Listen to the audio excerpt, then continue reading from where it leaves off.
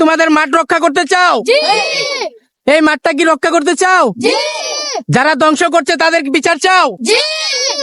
এখানে আসছি, যারা রোপণ করেছি আজকের এই মাঠটা রক্ষার সাথে, কারা যেন দু একটা গুটি কয়েক মানুষের পকেটে বাড়ি করার জন্য প্রতি রাতে কারা এই মাঠটাকে ধ্বংস করছে, আমরা ওসি মহোদয়ের কাছে সেটা জবাব দিতে চাচ্ছি। সেই সাথে এখানে বিট অফিসার যারা রয়েছেন, ওনারা কি এখানে শুধু পকেট বাড়ি করার জন্য চুরাই ব্যবসায়ীদের সাথে ওনারা লিপ্ত থাকেন, এটাও আমাদের জানার দরকার আছে।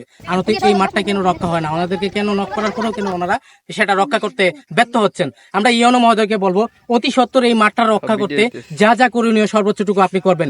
এবং আমরা আজকে এখানে চারা রোপণ করে গিয়েছি, এবং এই অত্র এলাকার যুব সমাজ যারা রয়েছে, এই অত্র এলাকার স্কুলের ছাত্রছাত্রী যারা রয়েছে, তাদেরকে নিয়ে আমরাও এটা নির্মূল করতে যা যা করণীয় আমরা সর্বোচ্চটুকু করে যাব ইনশাল্লাহ। আজকে মাঠে চারা লাগানোর জন্য গণ পরিষদদেরকে ধন্যবাদ।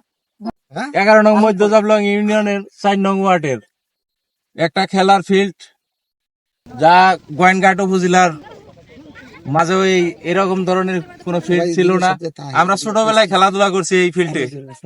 এই ফিল্ডটারে 5 তারিখের পর থেকে এই বালু খাইয়া আপনার এই শেষ করে আছে, অর্ধেক মাঠ বিলীন করে ফেলায়। মাঠ রক্ষার জন্য প্রাথমিক পদক্ষেপ হিসেবে আমরা কিছু চারা রোপণ করে গেলাম।